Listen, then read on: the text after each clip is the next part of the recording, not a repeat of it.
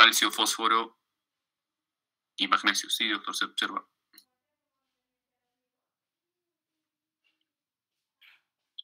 Ok, a ver, bueno, de esta parte tenemos que nosotros entender varios aspectos. Uno de los más importantes es que el calcio total tiene un valor de 8.5 a 10.2.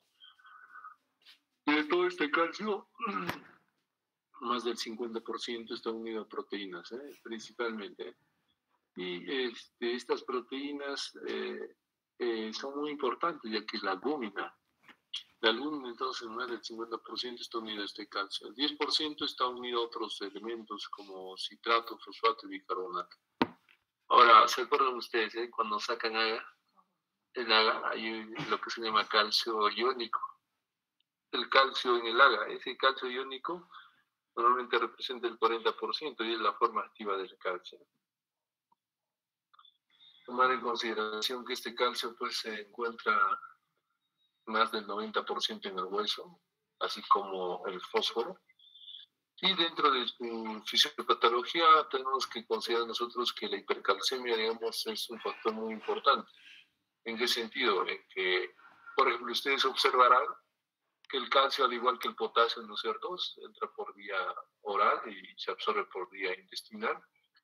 Entonces, a nivel intestinal, pues es estimulada por la 1,25 hidroxivitamina D3. Y eso permite, pues, que se exceda esta concentración de calcio. Asimismo, una forma también adyacente que pueda generar mayor concentración de calcio en el cerebro es que la tasa de filtración esté caída. Hay una caída de la tasa de filtración, entonces va a ser un acúmulo de lo que es el calcio. Ahora, también hay otro fenómeno que podrán observar en la imagen, que es específicamente la estimulación por la paratormona. ¿Cómo va a ser? ¿Qué va a hacer la PTH? La PTH va a hacer que salga el calcio, específicamente del hueso. Y finalmente, este calcio que sale del hueso, pues, pueda concentrarse en mayor grado, pues, a nivel cerebral.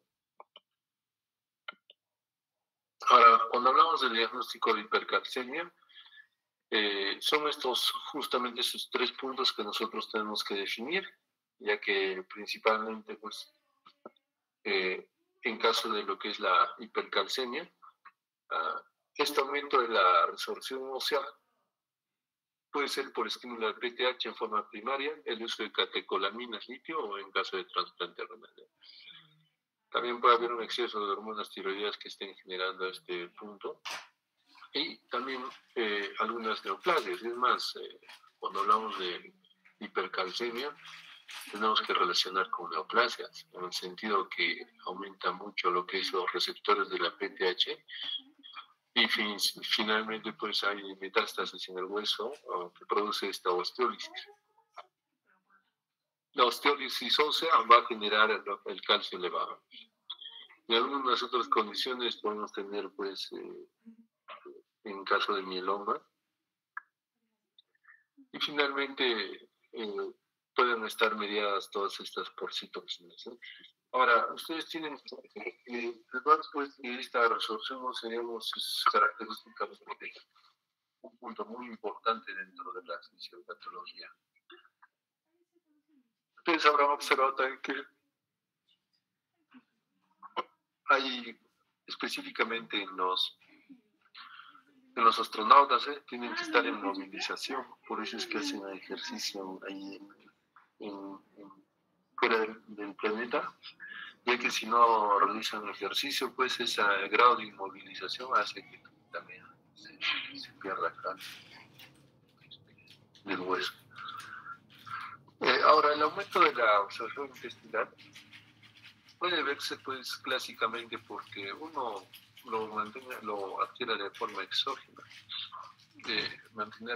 Adquirir de forma exógena pues es la administración de esta vitamina D. Y puede también adquirirlo en el exceso de vitamina de manera endógena, pero ya esto se convierte prácticamente en una patología.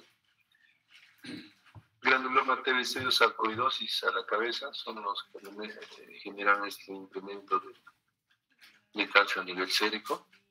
Y más característicamente esta absorción intestinal podemos ver en el síndrome de leche y alcohol, ¿sí? Para la clínica,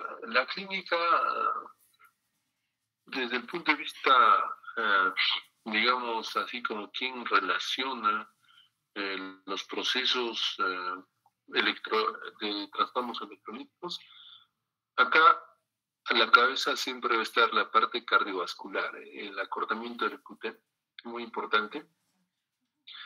Y también nosotros tenemos que tomar en consideración que con calcio alto hay tendencia a hipertensión por mayor reactividad a la acción de algunas catecolaminas, ¿eh?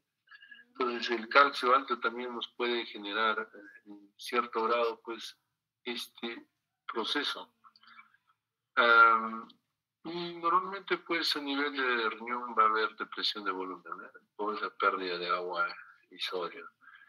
Otros síntomas digestivos como estreñimiento o neurológicos,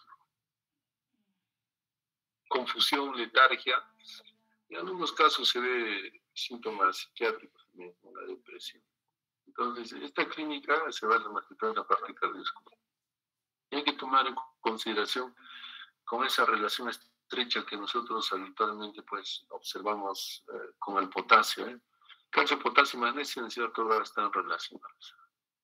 Ahora, el tratamiento es muy simple, ¿eh? Si hay mayor resorción por PTH, lo que hay que hacer es tratar de disminuir.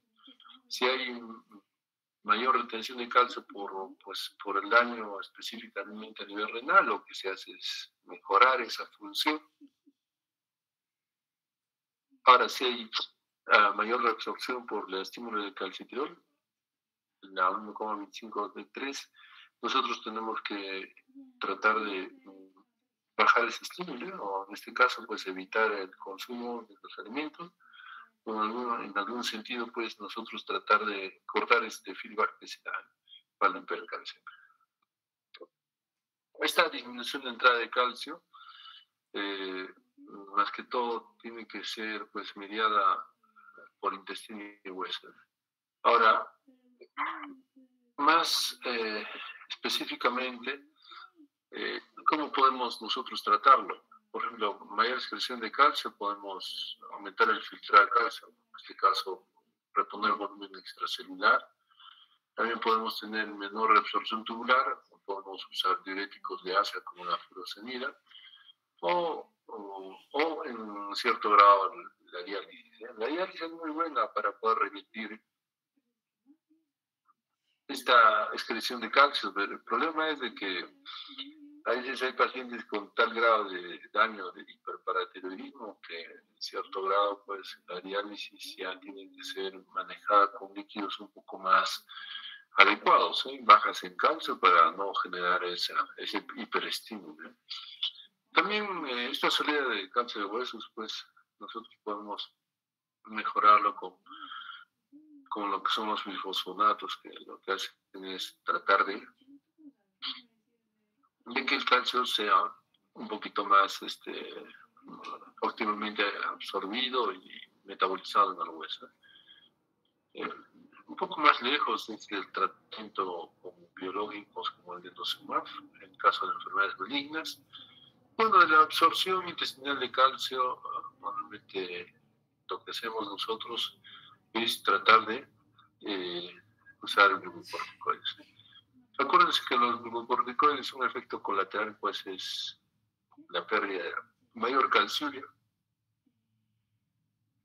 Esa calciuria nos ayuda a nosotros, por lo menos a tener que manejar con estos corticoides cuando ya lo requiere el paciente. Ahora, respecto a la hipocalcemia, esta hipocalcemia, pues, en cierto grado ya se va a poder definir, ya también a la parte inversa de la hipercalcemia. O sea, acá ya los condicionamientos bajos de calcio son, pues, prácticamente un feedback negativo con la PTH o con el calcitriol, y finalmente pues una mayor tasa de filtración, mayor excreción a nivel o secreción tubular o mayor tasa de filtración respecto a lo que es la parte renal, ¿eh? Ahora, este diagnóstico de hipocalcemia, como les decía, a veces se asocia a lo que es una hipomagnesemia. Y cabe resaltar que la hipomagnesemia también tiene estrecha relación con la hipocalemia. Entonces, en este esquema nosotros vamos a poder ver pues que una vez que diagnostiquemos hipocalcemia siempre hay que ver el magnesio. Normalmente en caso del magnesio nosotros tenemos que ver que no interfiera con la producción de PTH, asimismo con la acción calcémica de la PTH. ¿Por qué? Porque observen, cuando tenemos una hipocalcemia con un magnesio bajo, va a haber esta disminución y mayor resistencia. Pero si tenemos una hipocalcemia con un magnesio normal, acá nosotros vamos a tener que definir si igualmente esta PTH es normal o baja, o una PTH alta. Si tenemos una hipocalcemia con magnesio normal y una PTH alta, siempre tenemos que diferenciar dos puntos. El fósforo, por ejemplo, una disminución del fósforo nos va a indicar que hay una deficiencia de vitamina D, un hueso hambriento o una pancreatitis. Y un aumento del fósforo nos va a dar pues un daño pues renal crónico, o que el paciente esté teniendo una alimentación parenteral. La clínica acá siempre va a ser cardíaco y muscular, ambos, tanto hipocalcemia como hipercalcemia. Pero en la hipocalcemia nosotros tenemos que ver que hay un alargamiento del QT inverso a la hiper, cambios de la onda T, arritmias e insuficiencia cardíaca. Ahora, nosotros también tenemos que reconocer algunos elementos como es la tetania, o síntomas neurológicos como las convulsiones o confusión. Ahora, en este apartado, también nosotros tenemos que observar que el tratamiento de la hipocalcemia es administrar calcio. Ahora, se puede dar en forma de bolos o en inducción continua, dependiendo del grado que tenga de hipocalcemia. Tomar en consideración que siempre nosotros tenemos que evaluar pues, los signos y síntomas para ver si es que este calcio ha recuperado a nivel sérico el valor adecuado.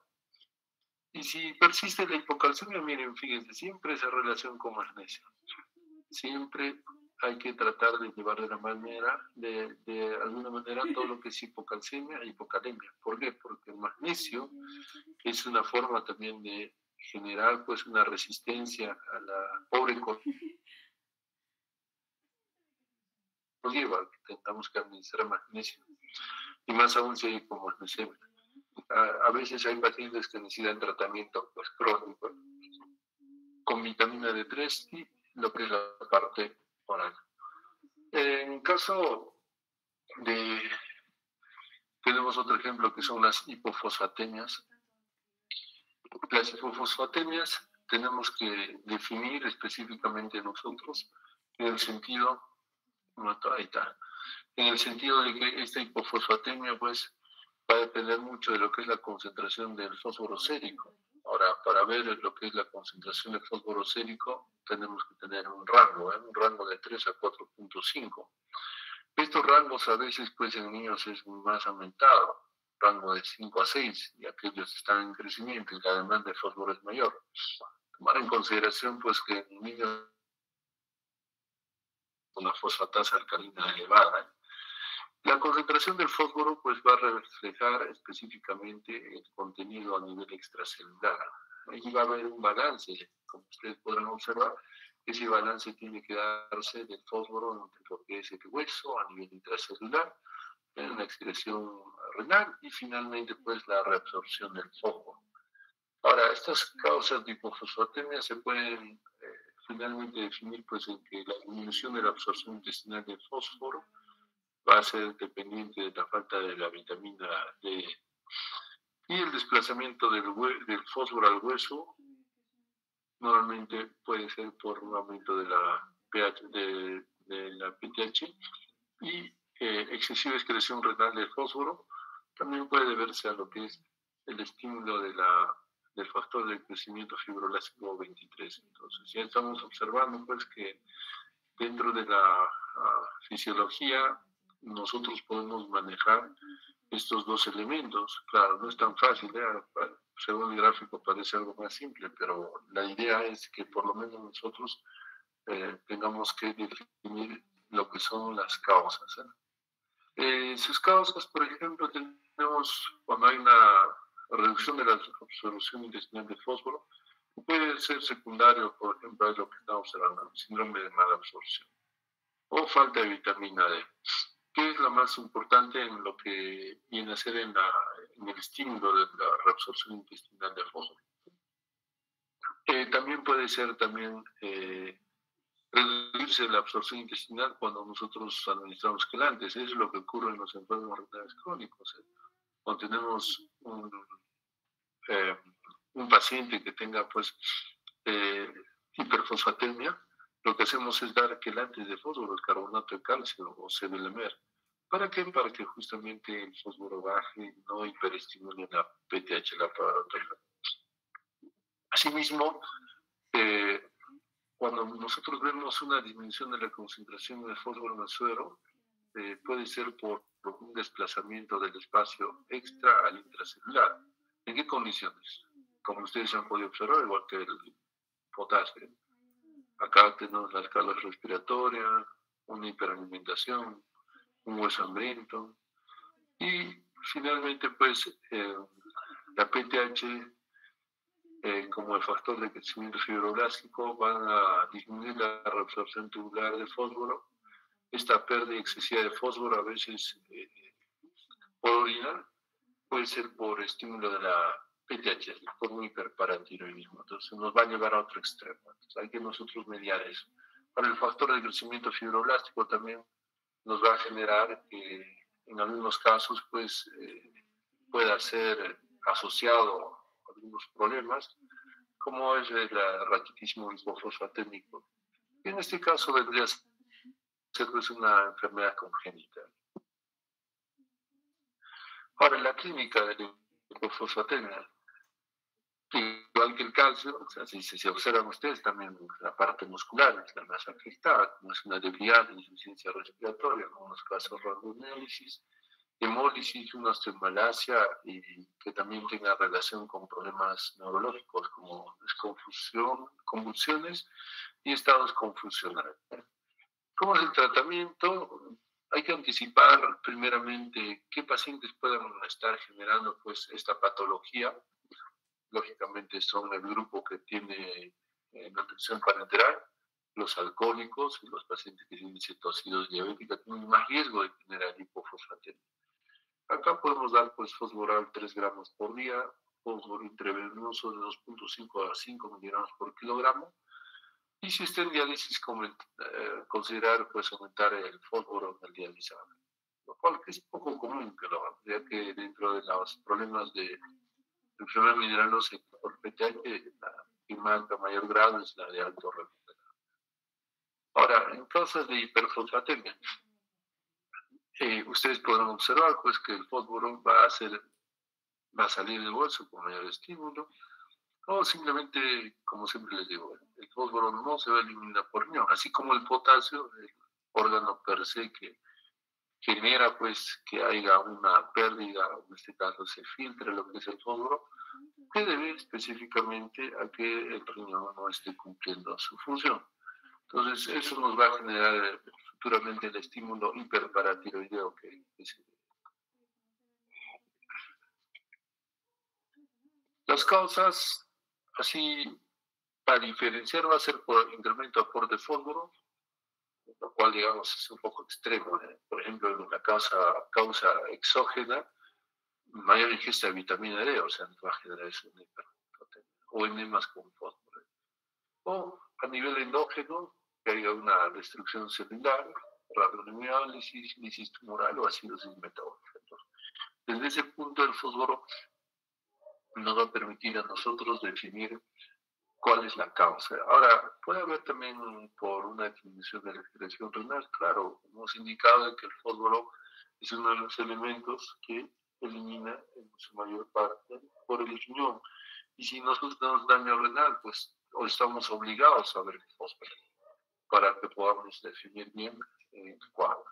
Ahora, en la clínica de una hiperfosfatemia, pues es un poco más caótica. Acuérdense que cuando nosotros hablábamos de los enfermos renales crónicos, definíamos y decíamos, un enfermo renal crónico, pues que tiene un hiperparatiroidismo severo o una PTH pues más de 1000, ya tiende a calcificar lo que son los vasos y otros tejidos blandos, la famosa calcifilaxis.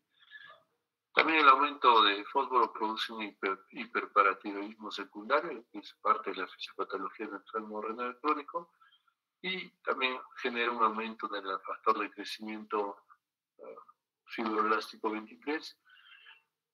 En ambos casos, pues, como es el incremento de factor de crecimiento fibroelástico, así como también lo que es mayor estímulo de la PTH, nos va a generar mayor mortalidad. El tratamiento es lógicamente prevenir estas hiperfosfatemias en insistural, con usar quelantes, como ya les dije, Sedamer, carbonate de calcio, aumentar la diálisis. La idea de aumentar diálisis, porque la diálisis solo remueve el 90% del fósforo, digamos, durante toda la semana, y hay que nosotros definir, pues, si ese fósforo ya está sobreestimulando la PTH. Para eso se hacen controles seguidos de los pacientes que tienen estas patologías. Ahora, otro punto es la hipomagnesemia. El magnesio es un elemento que, si se dan cuenta, tanto para el potasio como para el cáncer, es un elemento vital. Esto específicamente se debe a una falta de absorción a nivel intestinal o disminución, movimiento al espacio intracelular y aumento de pérdidas. Entonces, se comporta similar al potasio, si se ha podido percatar. Ahora, acá nosotros tenemos que finalmente hacer lo mejor posible, ya que el rango, digamos, que nosotros tenemos es menor a 1.5 miligramos por decilitro. Si cae por debajo de ese rango, ya es una hipomagnesemia y severa con al menos de 0,6. La clínica son alteraciones metabólicas, hipocalcemia, hipopotasemia, problemas neuromusculares a nivel del sistema nervioso central. Acá es el típico nistagmo vertical, convulsiones, depresión, puede haber actividades alteradas de ritmo, extrasístoles, una FA, y en algunos casos se exacerba lo que es la toxicidad por dióxido. Tratamiento de la hipomagnesemia, famosamente el sulfato de magnesio a nivel endovenoso para evitar lo que son las arritmias y convulsiones. También hay presentación vial, claro, de un menor grado. Esto se determina específicamente con el grado, pues, que el paciente tenga, digamos, de lesión o predisposición. Ahora, en caso de la hipermagnesemia, clásicamente, si dan cuenta, la etiología es puntual. ¿Cuál es la etiología puntual? ¿Por qué hay fósforo elevado? Digo, ¿por qué hay magnesio elevado? Igual que los anteriores. Porque hay un daño renal prácticamente avanzado que nos va a generar puntualmente una pérdida de la filtración y de la secreción con elevación de finalmente. Las manifestaciones es más grave si la agudeza del proceso es más aún. Ahí podrán observar los rasgos, por náuseas, cefalea letárgica, disminución de reflejos teninosos. Y si es que nosotros elevamos, pues, el valor o detectamos un valor un poco más alto, ya va a haber, pues, alteraciones electrocardiográficas. Y si es mayor de 12, va a generarse una parálisis muscular por una cuadriplegia. Entonces, de nosotros depende mucho, pues, poder manejar este punto.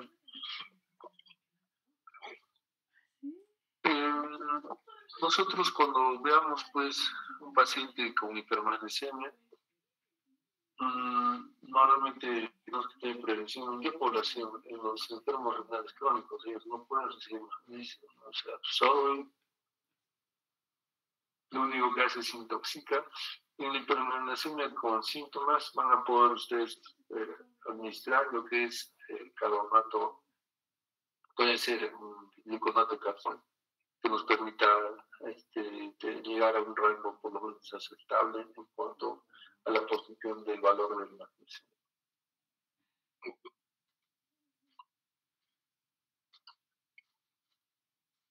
Un momento, chicos.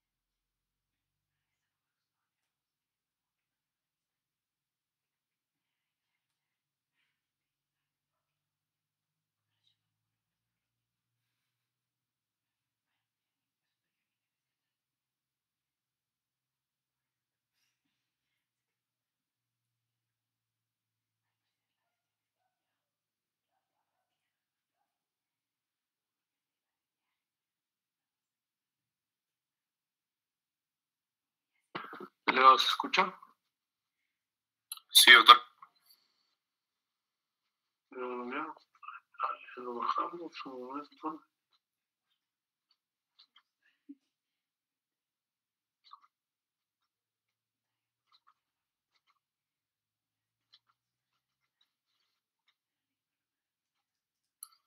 Sí, se observa, doctor. Ya.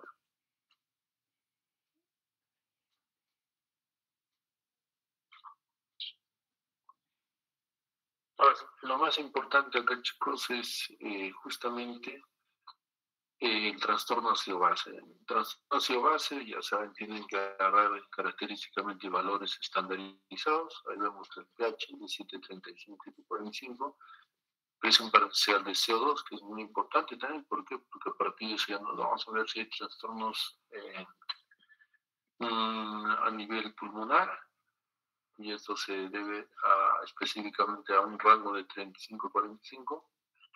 Y finalmente, pues, lo que es la parte de lo que es la concentración plasmática de bicarbonato. El bicarbonato, nosotros tenemos que haber un rango de 21 a 29. Y como último punto, fuera de los tres importantes, es el ANENGAR. El ANENGAR, pues, es un elemento que nos va a permitir a nosotros, pues, de ver estos aniones no medibles que están en aumento, y de acá a nosotros nos importa mucho, pues, de que tenga que estar en rango normal. Me explico, ¿eh? Por ejemplo, acá tenemos lo que es, como les decía, tanto a nivel intra como extracelular tiene que haber una negatividad. ¿En qué sentido? Por ejemplo, mire, es esto, sólidos, catión, 140. Y los aniones, ¿cómo suman? 24 más 106 de cloro. Entonces, en el mejor de los casos debería estar en equilibrio, sería más o menos 130, si más o menos. Entonces nosotros podemos definir, pues mira, está 130, entre cloro y bicarbonato anión decimos es 10, 12, está en rango. Los aniones no medibles están en rango. Entonces va a haber un equilibrio, pues, tanto de cationes como aniones, que es lo que se quiere que sea cero, mejor de los casos, pero la realidad no es tanta. Nosotros podemos tener trastornos como lo que son las acidosis metabólicas, pero a expensas de algunos elementos, por ejemplo, el bicarbonato puede subir o el cloro puede subir. Y eso nos va a generar finalmente, pues, este trastorno, una acidosis metabólica con pérdida de bicarbonato, ya en sin variaciones. Y hay otro grupo que es la acidosis metabólica, pero a expensas de quién es. Más que todo de anenar, o sea, de los aniones no medibles. A veces se exacerban los aniones no medibles y eso nos va a generar, pues, en mayor grado que cese la producción de ácidos. Entonces, la acidosis metabólica es la primera patología que vamos a observar. Habitualmente se produce por una situación de ganancia neta de ácidos, en este caso una pérdida de bicarbonato. El resultado es, pues, justamente a nivel sérico, donde prácticamente, pues, el tampón más importante, como decíamos, es el bicarbonato.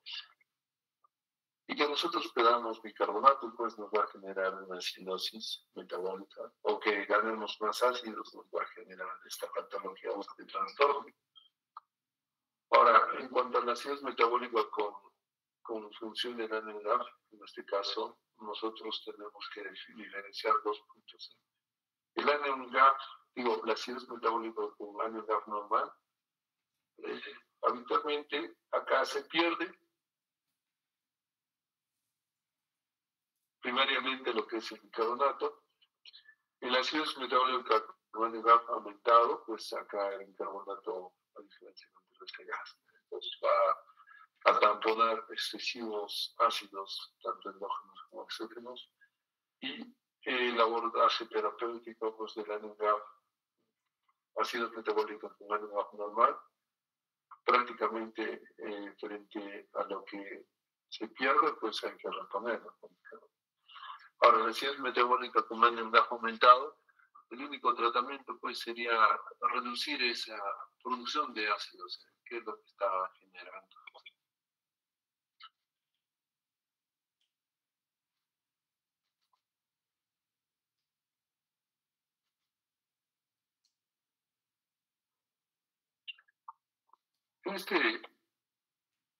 Este cuadro es muy importante porque vamos a poder observar lo que son las causas. Doctor, disculpe, se puso la pantalla negra. ¿Disculpa? Se puso la pantalla negra, doctor. A ver, vamos a ver. Ahora sí. Ahora sí se ve. Ahora sí se ve. En este cuadro es muy importante definir, ¿no es cierto?, lo que es la acidosis metabólica con NADH normal. ¿Por qué? Acá se pierde primariamente el bicarbonato. ¿Y cómo podemos perder este bicarbonato? Puede haber por dos tipos: pérdidas digestivas, diarrea, drenaje, fístula, derivaciones, o se puede perder por riñón finito, las acidosis renales 1, 2, 4, o por algunos diuréticos como la cetoacilamina. A diferencia del NADH, la acidosis metabólica con NADH aumentado, donde estos aniones no medibles por algún motivo están aumentados, y nosotros tenemos que definir y decir por qué están aumentados, por qué se ha generado la patología. Y acá vamos a tener elementos endógenos, por ejemplo, en la cetoacidosis, acidosis láctica, en un problema de incuria renal, o producción ácida por el sistema digestivo. Ahora, de forma exógena, esto ya se ve en intoxicaciones. Acuérdense siempre, el paciente típico, pues, que se ha intoxicado con metanol. No con etanol, que es lo más óptimo, metanol. alcohol medicinal.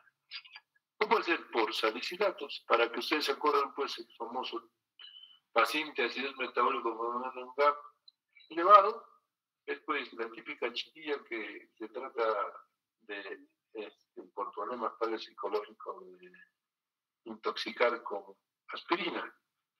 Entonces es un elemento, digamos, exógeno que nos permita definir pues el ánimo aumentado y finalmente pues este sea el causante de la acidosis persistente. Ahora acá vemos un algoritmo. Cuando hay un GAP elevado, que es, digamos, lo que en cierto grado pues, nos importa un poquito más dentro del tema. ¿Por qué? Porque ya nos descuadra de lo habitualmente pues, puede hacer una pérdida de bicarbonato. Tenemos que ver si hay una hipoxia tisular por una lactatemia o si es que hay cuerpos cetónicos en una situación diabética o finalmente que haya sido diagnosticado de uremia renal. Acá también nosotros vamos a definir lo que es el gas osmolar. El gas osmolar nos va a permitir definir si es que hay una intoxicación por metanol, etanol o etilenglicol versus una acidosis láctica o salicílica.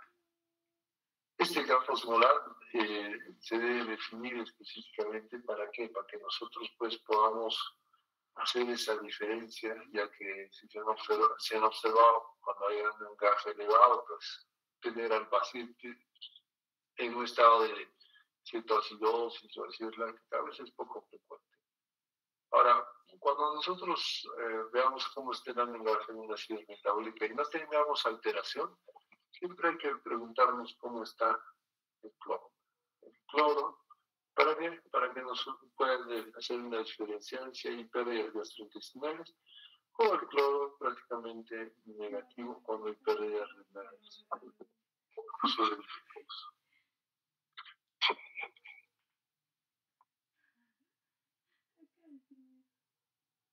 A ver, acá lo que nosotros tenemos que ver es esta carga neta de lo que es el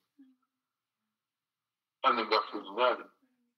Así como hemos podido nosotros observar la osmolaridad térica y urinaria, tienen la misma fórmula, claro, pero los valores van a variar según cuál es el grado de concentración de la energía.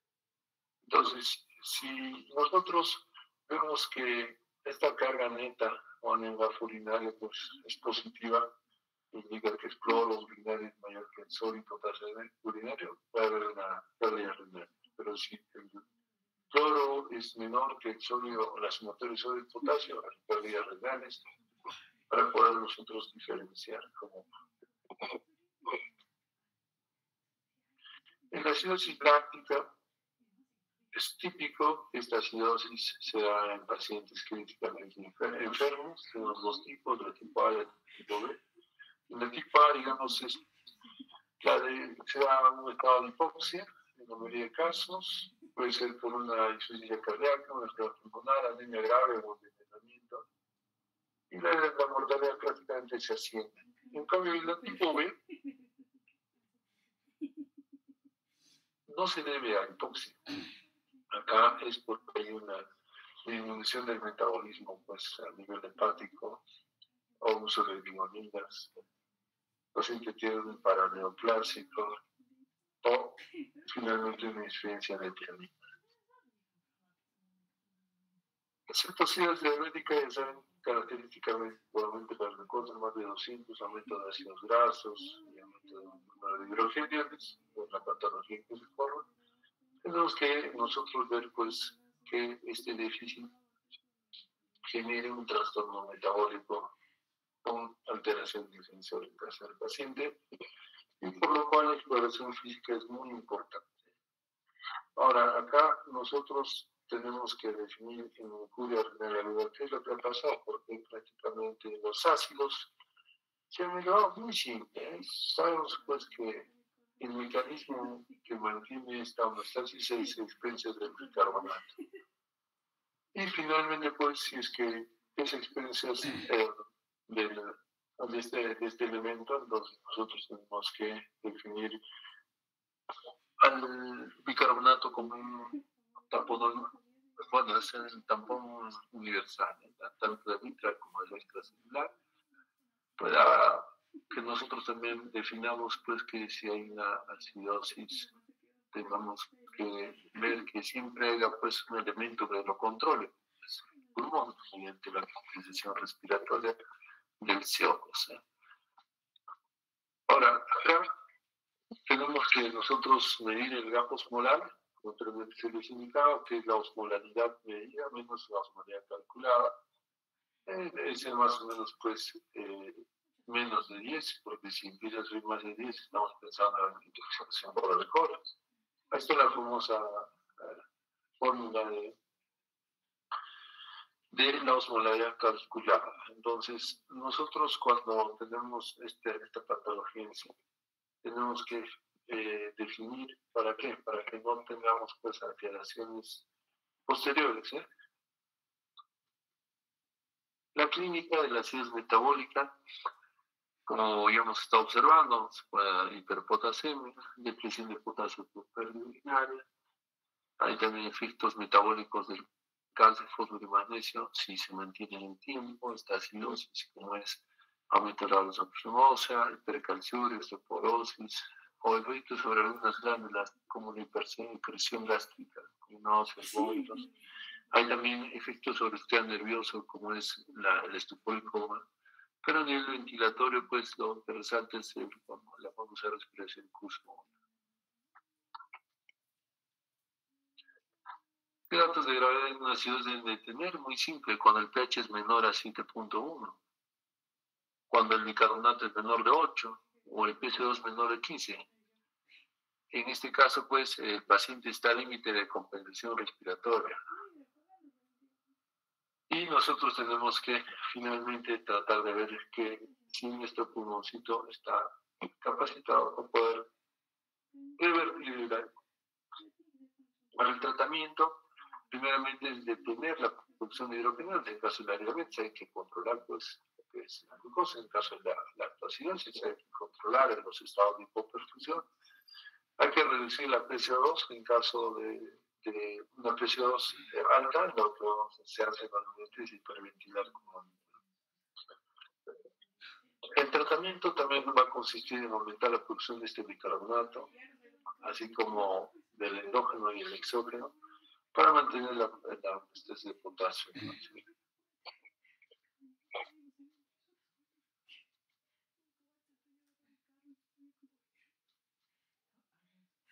La alcalosis metabólica es, pues, ya también lo contrario, la acidez cuando hay un aumento de la concentración de bicarbonato. Acá en general se debe a una excreción aumentada de ácido por el mismo tubo digestivo. Y bueno, se asocia más que todo pues, a vómitos, aspiraciones. El aporte excesivo pues, de bases o obtención de sus uniones precursoras pues va a mantener en el tiempo la alcalosis. Y de esto lo que nosotros tenemos que aprender es que el riñón no puede eliminar bicarbonato para los casos. Si hubiera tuburopatía sería algo inverso.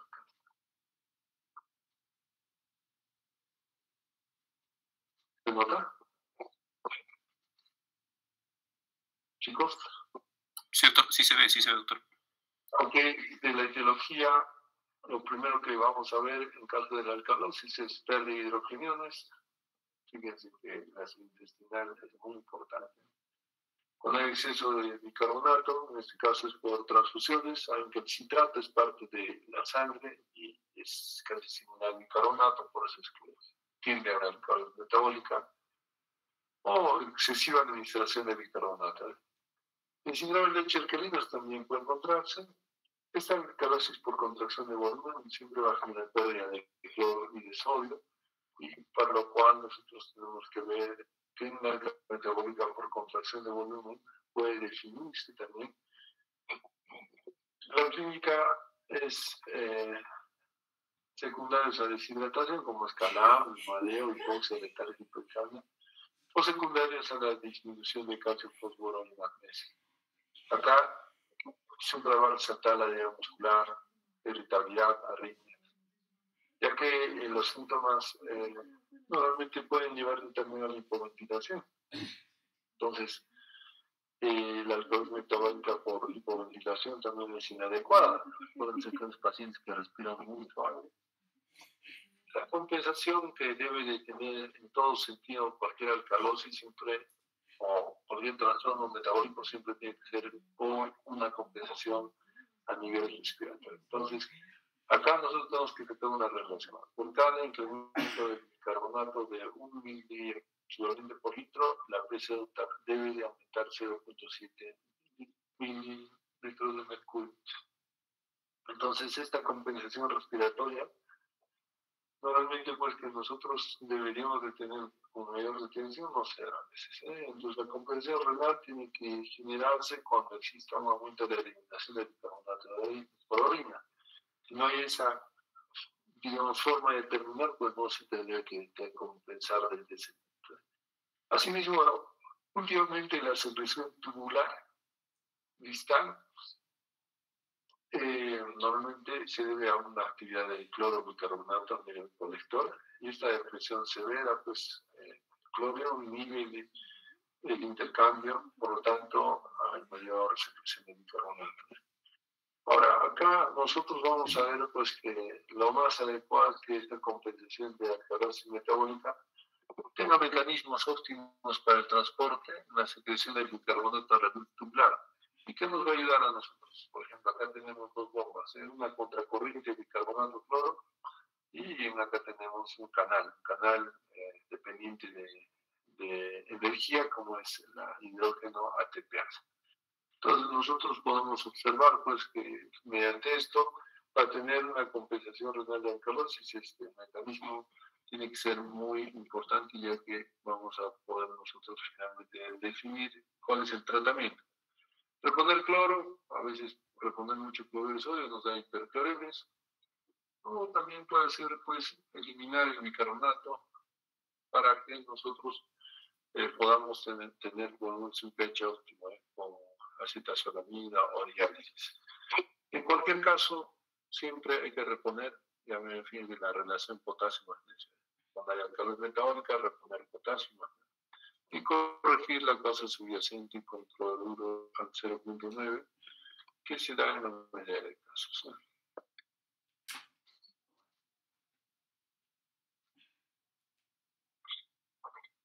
La contracción de volumen a nosotros nos va a por lo menos permitir una limitante en cuanto al bicarbonato. Por eso es que en muchos casos tratamos de expandir el espacio extracelular para poder nosotros mejorar esta patología. Ahora, la acidez respiratoria, digamos que vendría a ser pues la vedette muy importante dentro de lo que es trastorno ácido-base. ¿Por qué? Porque tiene que ver a nivel renal.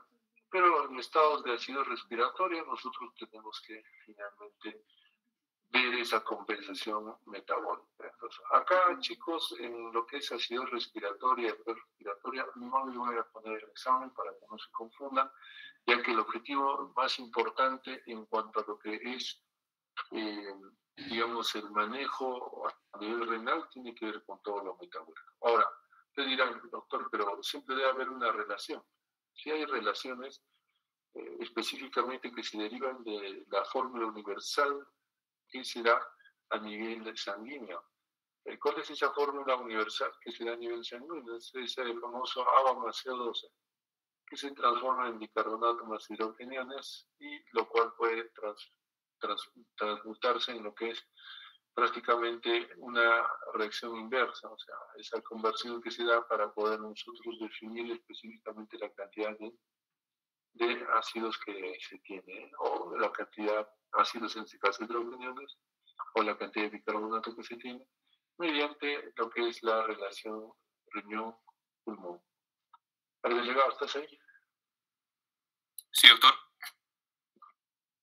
Muy bien, entonces, esto de ácido respiratoria y alcalosis respiratoria, lo vamos a poner en stand-by para que no se acumule para el examen. ¿Está bien, delegado? Está bien, doctor.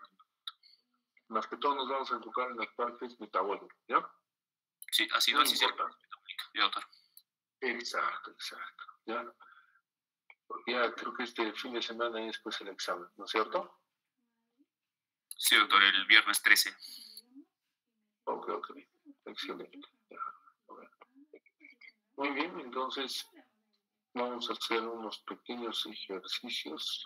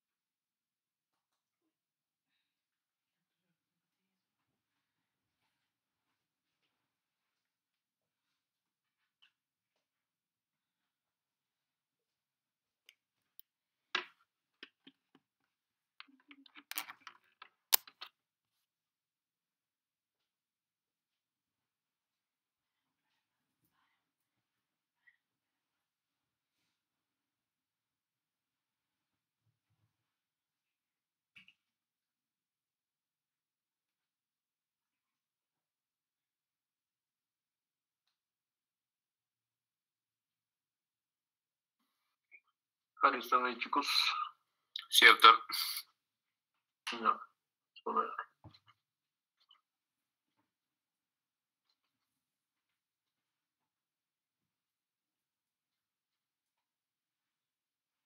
Sí, sí, doctor. Ya, acá lo más importante, como les decía, es los valores. Entonces, el pH 735, 745, PCO2, PO2, saturación, bicarbonato, lo que es el anion graph, ¿no? Y de todo esto, siempre definir bien estos puntos, ya que nosotros vamos a por lo menos ya sacar conclusiones exactas. Por ejemplo, el pH, si tiene este rango por encima de 7,45 va a ser alcalosis, por debajo de 7,35 va a ser acidosis. Es el rango óptimo que nosotros esperamos. Ahora, a la cabeza, la presión parcial de CO2 y lo que es el bicarbonato. ¿Por qué? Porque la presión parcial de CO2 me va a dar definición para procesos complejos. Por ejemplo, un PCO2 por encima de 45 me va a decir, está reteniendo CO2. La retención de CO2 nos va a definir pues que haya un estado de cosa de acidosis respiratoria. Y luego un PC2 bajo, menor de 35, nos va a definir que hay una alcalosis respiratoria. Si tenemos un bicarbonato de 24 más menos 2, o sea, con rango de 22 a 26, cualquier elemento que disminuya pues, el bicarbonato menos de 2 va a referirse a un estado acidótico. Y cualquier elemento que suba más de 26, el bicarbonato sérico, va a indicarnos que hay un estado alcalótico, que todo metabólico. Y la anion graph que solo actúa en qué hemos dicho, en acidosis metabólica. Lo que más nos importa en acidosis metabólica, porque la anion graph son gases no medibles, aniones no medibles, y estos aniones no medibles van a definir, pues, si es un anion graph elevado, entonces van a ser aniones exógenos, aniones no medibles o endógenos, no medibles que están tomando la batuta de la acidosis. Nosotros tenemos que corregir. Es una típica acidosis metabólica, pues, con el nivel normal, donde estos aniones se mantienen dentro del rango normal, pero también la acidosis puede ser a expensas de pérdida o de gasto de bicarbonato. Los pasos están escritos. Lo primero es el pH, lo segundo ver la relación que entre bicarbonato y CO2, lo tercero hay que definir si es un disturbio primario o un disturbio secundario, si hay un disturbio primario respiratorio o un disturbio primario metabólico. Porque digamos, pues nosotros, si hablamos de un disturbio primario respiratorio, vamos a tener que definir si hay un cuadro agudo crónico para poder nosotros trabajar con esto. O si es ya tenemos un disturbio primario metabólico, lo que nos importa es muy bien. Y una vez que hagamos determinar, digamos, el estudio primario, tenemos que hacernos una segunda pregunta. Si es un estudio primario simple o mixto, o sea, si hay doble alteración del estudio. Para eso se determina la presión parcial de CO2 esperado y el bicarbonato esperado. Para que finalmente nosotros, si encontramos un segundo disturbio, nos damos un quinto paso, quinta pregunta. ¿Hay un tercer disturbio? Bueno, este es más complejo. Más complejo, ¿por qué? Porque ya hay trastornos triples. Ahora, comencemos acá.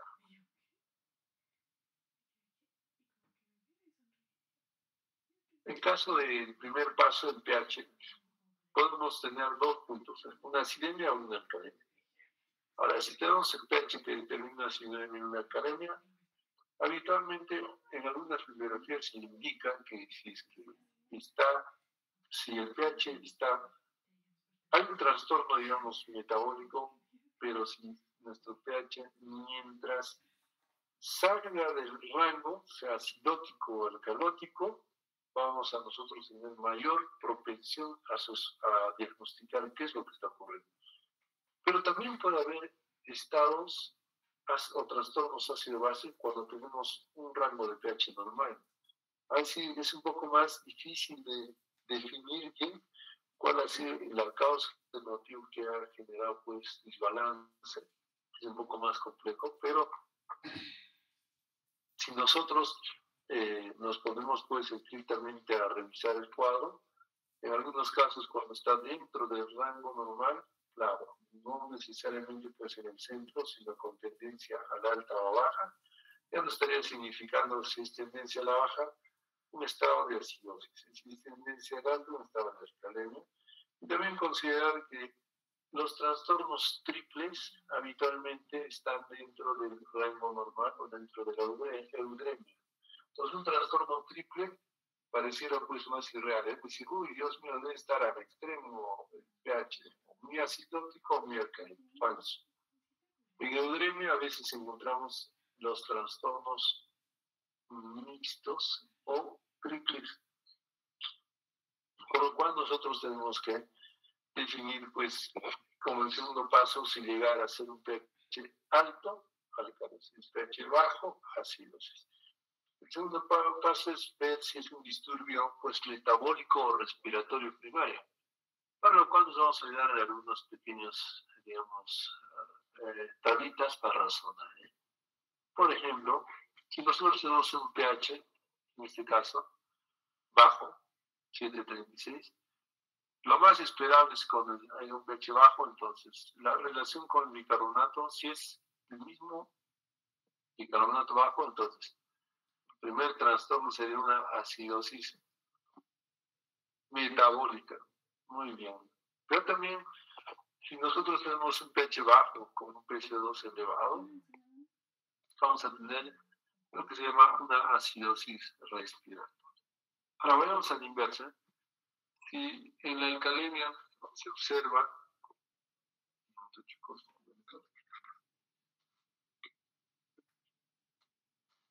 si la alcalemia prácticamente se presenta en nuestro paciente con un pH de 7.44, para poder definir nosotros el disturbio primario, pues es el que a qué valor se acerca más óptimamente. Por ejemplo, tenemos un bicarbonato elevado con pH mayor de 7.44, pues nos da mayor propensión a tener una alcalosis de tipo metabólica.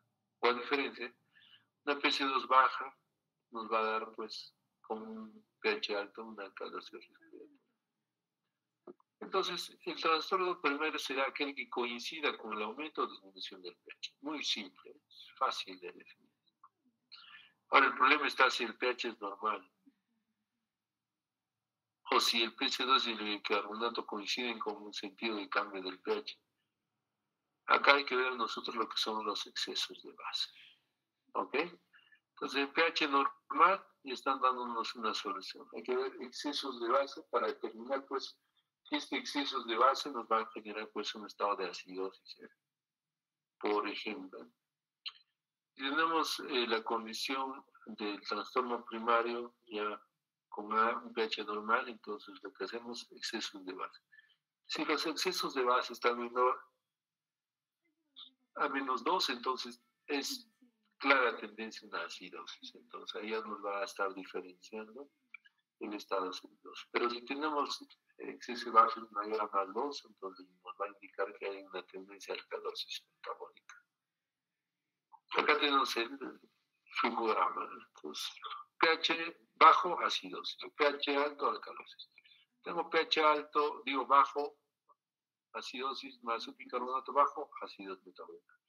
Un pH bajo más un PCO2 elevado, entonces una acidosis respiratoria. Igual acá, en pH 7.45 tenemos una alcalosis. Si es que esta alcalosis se acompaña, pues, de un bicarbonato elevado, va a haber una alcalosis metabólica. Si nosotros vemos un PCO2 disminuido, una alcalosis respiratoria. Así es como queda entonces todo. Hay que considerar que dentro de un trastorno cambio primario siempre va a haber una respuesta secundaria.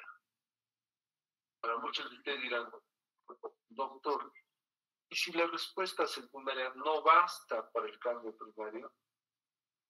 ¿Qué ocurre? Porque lo más habitual es que si tenemos una acidosis metabólica que se caracteriza por un pH bajo, un bicarbonato bajo, lo más lógico es que una respuesta con un presión parcial de CO2 baja. Es lo que nosotros vamos a esperar. Es que va a haber una hiperventilación, porque hace la hiperventilación baja el CO2. Entonces vamos a tener un precio parcial de CO2 bajo. Eso es lo habitual. Entonces, la respuesta secundaria que debería haber dentro, digamos, del trastorno. Y lo mismo ocurre en la alcalosis metabólica. La metabólica pH prácticamente alto y carbonato alto, y que vamos a encontrar presión parcial de CO2 elevado. En casos de hipoventilación. Ya más fácil estamos viendo.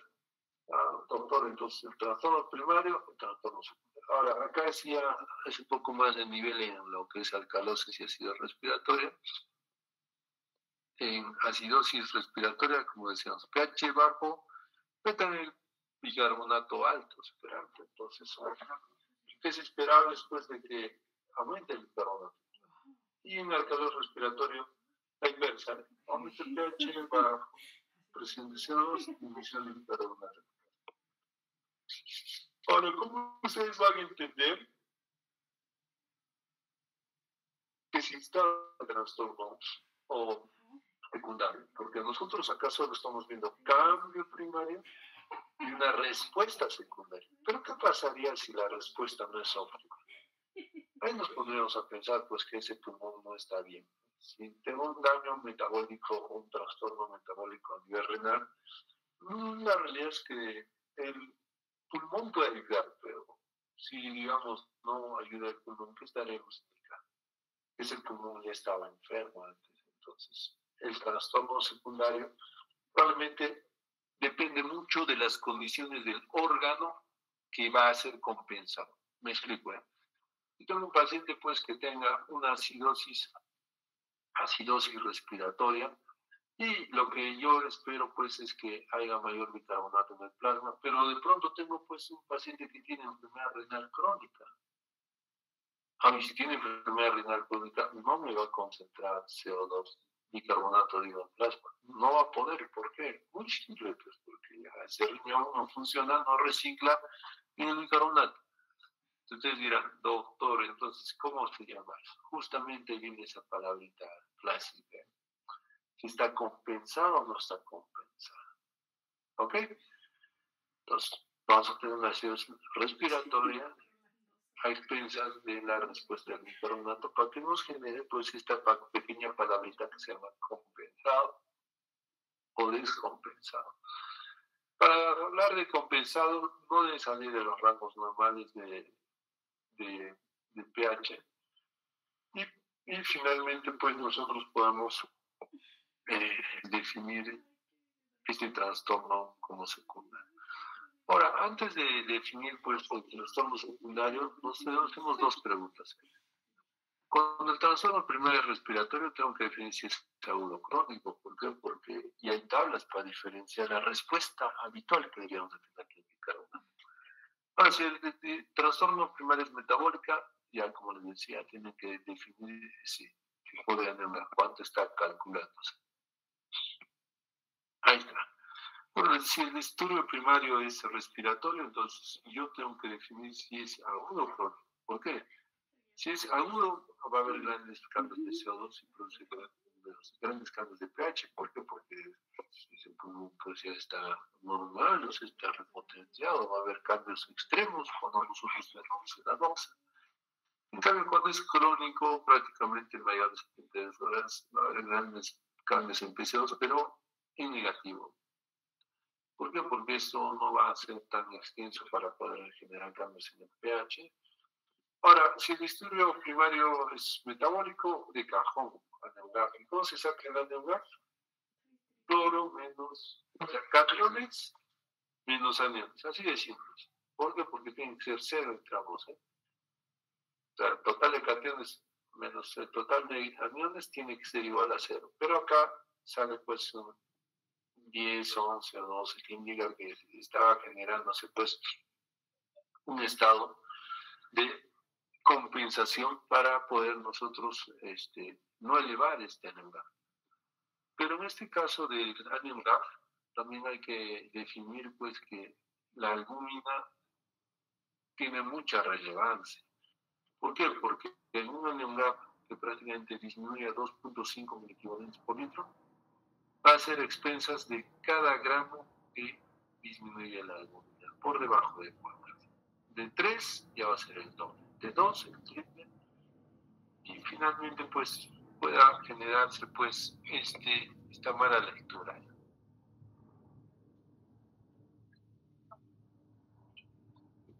Cuando, como les decía, el estudio del simple visto, tenemos que definir pues que el órgano compensador, en este caso, si tengo daño renal es el pulmón, si la tengo daño pulmonar es el riñón.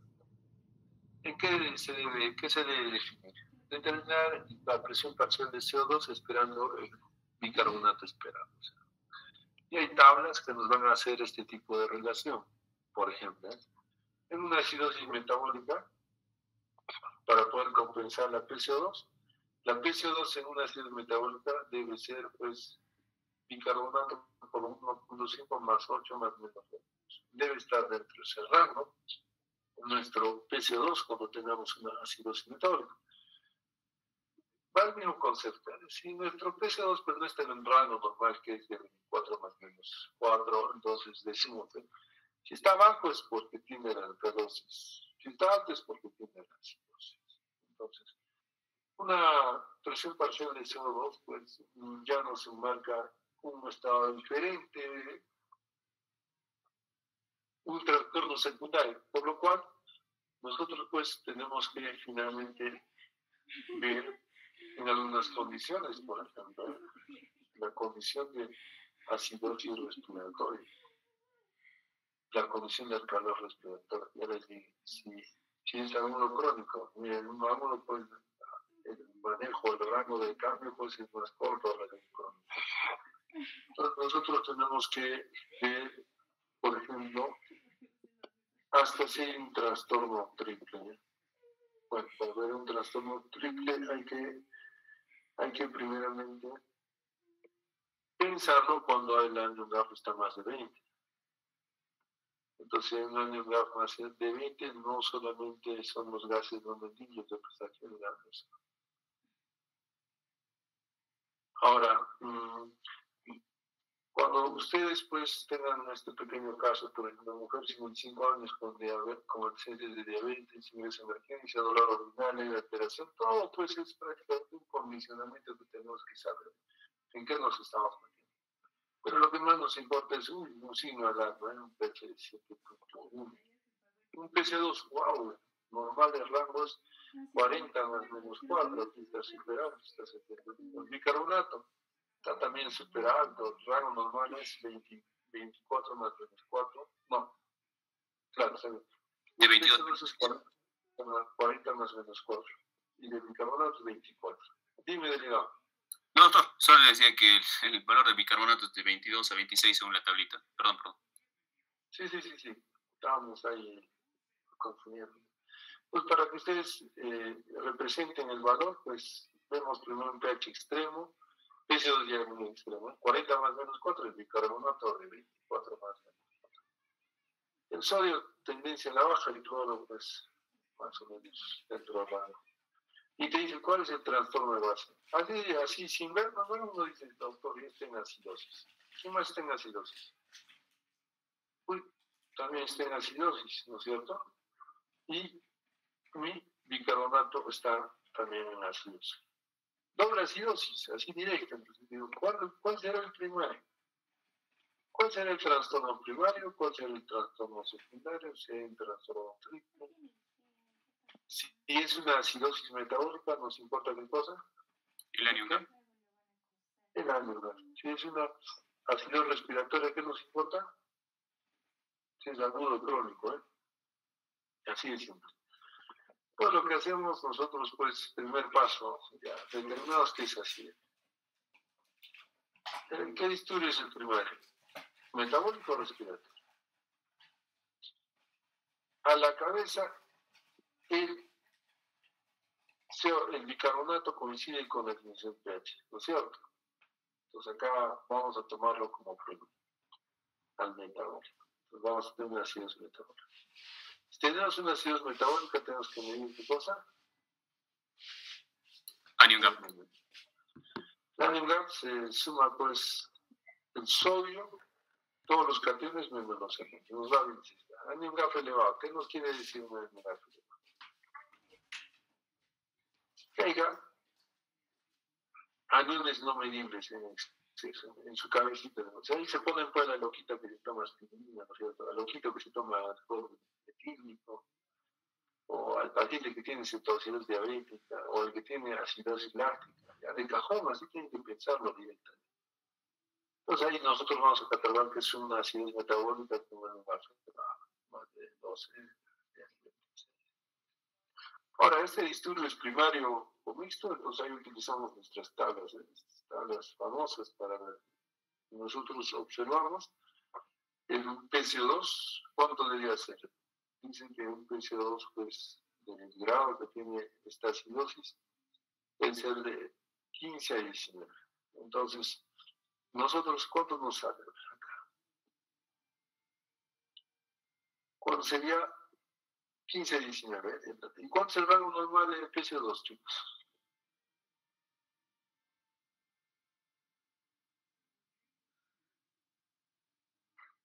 De 35. 40, 35, más o menos. 45.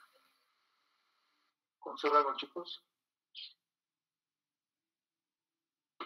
De 35 a 45, doctor. ¿Ya? 40 más menos 4, 36 a 44. ¿Y está en ese rango este PC2 compensatorio? No, doctor.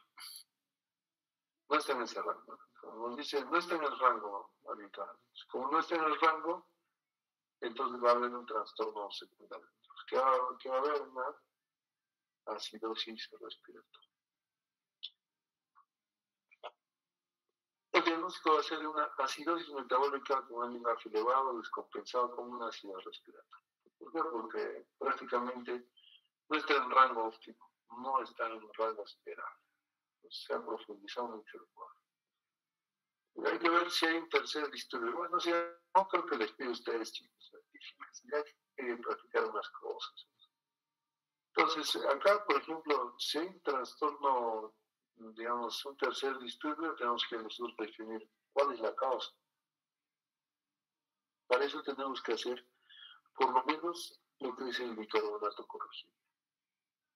Acá ya, creo que ya con eso ya se va a confundir.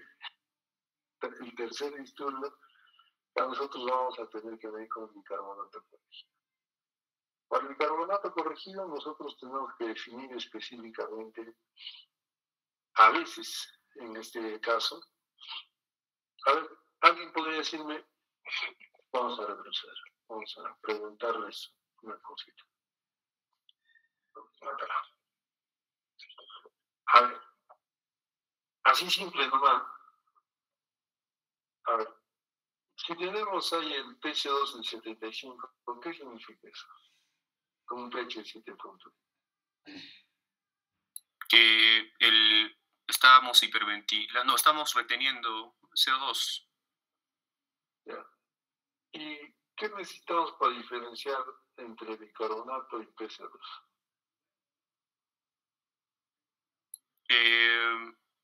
Para el CO2 sí es agudo crónico y para el bicarbonato sí anion gap. Bueno, pero ¿qué necesitamos definir para ver si es una acidosis metabólica o una acidosis respiratoria? ¿Se acuerdan o no, chicos?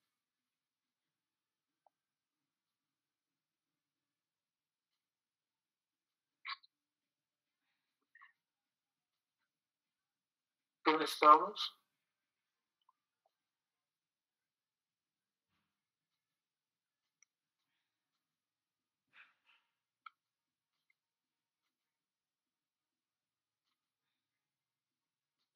¿Qué necesitamos, chicos, para ver si sería un trastorno de estos?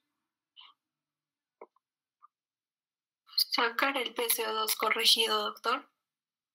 Claro, es lo que hemos hecho, ¿no es cierto?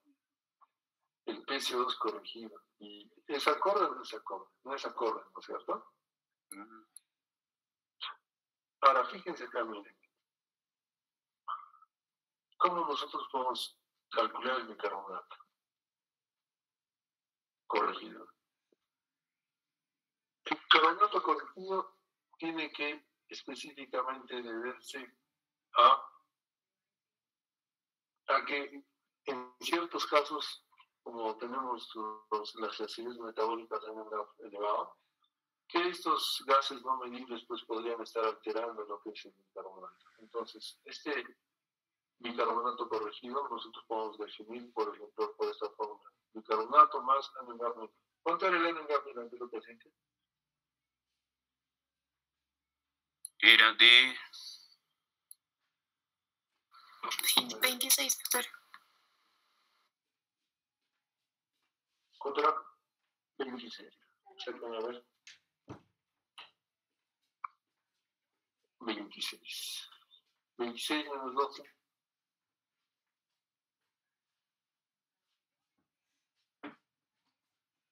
14, doctor. ¿Cuánto es el bicarbonato que tenía el paciente? Saldría 20 el corregido.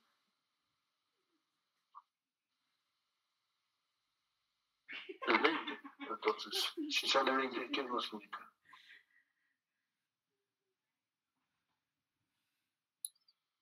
Acidosis metabólica.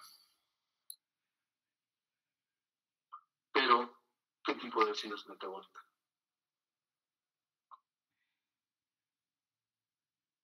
Por ahí tenemos otra acidosis metabólica, ¿no es cierto? Sí, con trastorno respiratorio, acidosis metabólica anion gap elevado y acidosis metabólica sin anion gap. ¿Te dan cuenta? Entonces, Menor a 23. Claro. Entonces, ¿se dan cuenta? Pues eso es lo que se trata de definir. Los trastornos TEC más que todo, pues, son expresas de igual de los metabólicos. Por eso que les decía que es muy importante definir ese punto. Solo es una pequeña reglita que ustedes tienen que definir para ver si es que hay un trastorno triple. ¿Ok? Sí, doctor. Muy bien, entonces, bueno, particularmente por el tiempo y por lo que estamos desarrollando, chicos, van a ser ejemplos fáciles, por favor, no se confundan. ¿Ok? ¿Ya? ¿Qué más, Carlos? ¿Qué más queda? Infusión urinaria, ¿no? ¿Y tú? Sí, doctor. Quinto. Creo que no.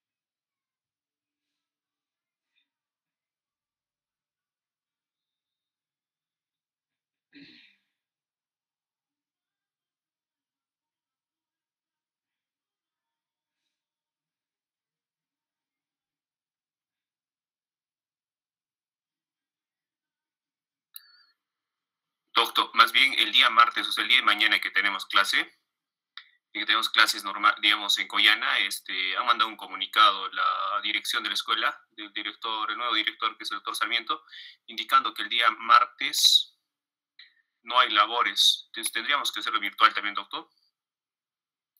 ¿Por qué no hay labor? Por desfile de la universidad. Van a pasar toda la universidad. Claro, tienes razón, mañana es desfile. Sí, doctor. Entonces, mañana sería virtual también, doctor, para terminar.